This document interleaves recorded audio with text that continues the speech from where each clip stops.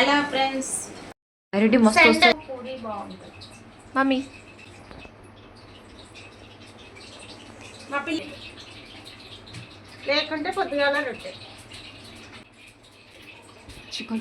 Chicken చేయలేము mummy ఈరోజు. నిజంగానే మర్చిపోయాను మమ్మీ, నేను చికెన్ నాకు గుర్తు రావట్లేదు మమ్మీ. నేను చికెన్ తక్కువ తింటాను. మా బుజ్జికి చాలా ఇష్టంలే, కానీ మాకు ఇష్టం ఎక్కువ ఉంటుంది. ఆమె కోసమే తెలుసు. పూరీలు అయితే నాయన బుజ్జి నాకు అందుకే చేస్తాం. పనిగా వచ్చి వంటలు చేస్తాం. వంటలకు అనుకోకూడదు, కానీ వంటలు చేస్తాం. బాగున్నాయా?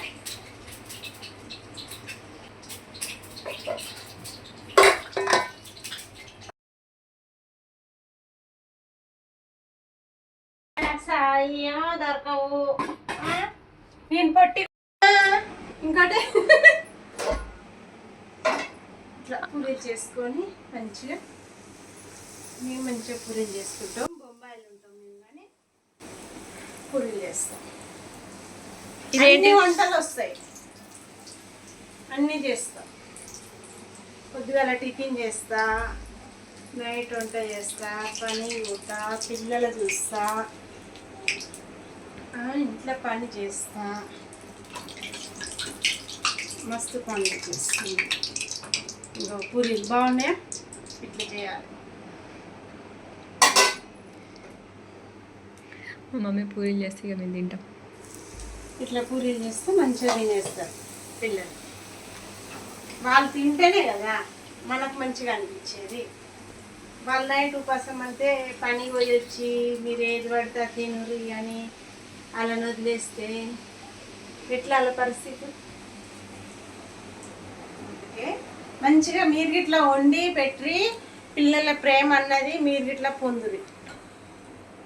అట్లా ఇట్లా పొంగాలి, పూరి పొంగితే మంచిగా అనిపిస్తుంది. మీరు ఇట్లా చేసుకుంటుర్రా? ఇట్లానే సండేకి మీరు ఏం వండుతారు కదా, మీరు చూసిన వాళ్ళు మొత్తం లైక్ కొట్టండి.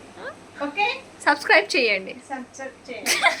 వస్తలేదు కదా, రావట్లేదు. ఎందుకంటే మేము పల్లెటూరు వాళ్ళం కదా, మాకు ఎక్కువ రాదు కదా.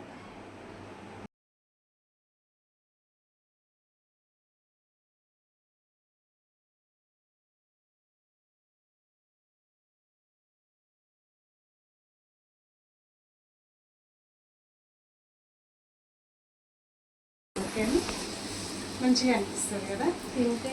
ఇలా సండే కదా స్పెషల్ ఫుడ్. సండే స్పెషల్ నాకు, కానీ సాటర్డే సండే పిల్లలు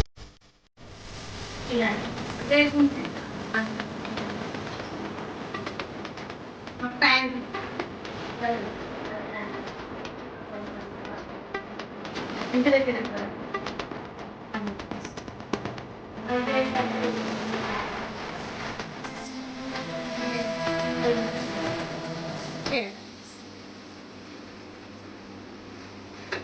ఫ్రెండ్స్ బాగున్నాయా? చూడు, మీరు గిట్ట తినుకోవాలి, మళ్ళా మీరు గిట్ట తినుకోవాలి కదా. అందరం తింటేనే మంచిగా అనిపిస్తుంది, ఒక్కరు తింటే మంచిగా అనిపించదు కదా. ఇట్లా పొంగాలన్నట్టు పూరి పొంగితే మంచిగా అనిపిస్తుంది. అయిపోయింది. గ్యాస్ బంద్ చేస్తాను ఇక. ఓకే,